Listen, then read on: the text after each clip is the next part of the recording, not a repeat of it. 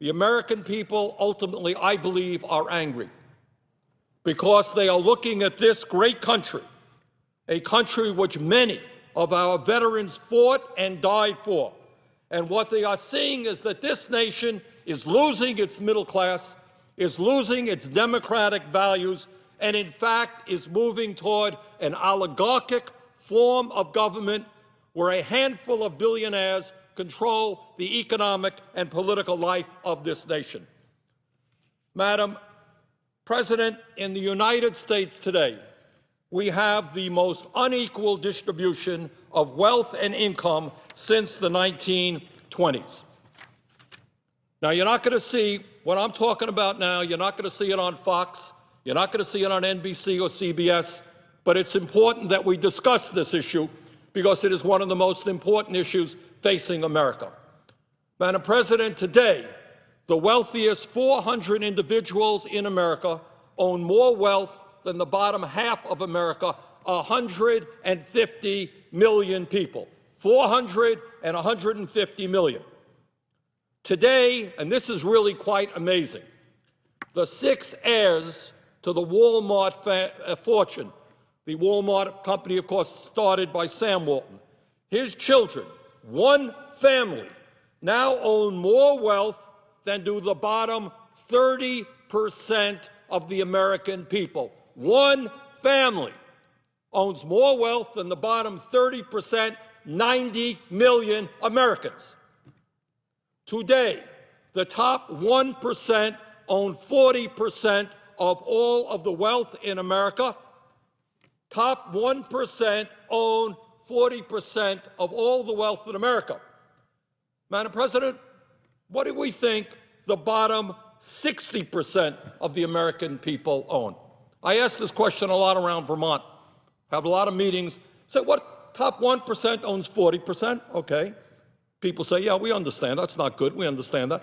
What are the bottom 60%? People say, well, maybe they own 15%. Maybe they own 20%. Well, the answer is they own less than 2%. Less than 2%. So you got the bottom 60% of the American people owning less than 2% of the wealth. Top 1% own 40% of the wealth. And here's another astounding fact. And again, I know we don't see this too much in the media. Many of my colleagues don't talk about it too often. But incredibly, the bottom 40% of the American people own 0.3% of the wealth of this country.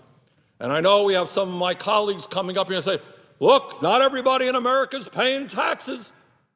You got millions of people who are not paying any taxes. No kidding. They don't have any money because all of the money is on the top. Madam President, according to a new study from the Federal Reserve, median net worth for middle-class families dropped by nearly 40% from 2007 to 2010, primarily because of the plummeting value of homes. That is the equivalent of wiping out 18 years of savings for the average middle-class family. Now, I've talked a moment about distribution of wealth. That's what you accumulate in your lifetime.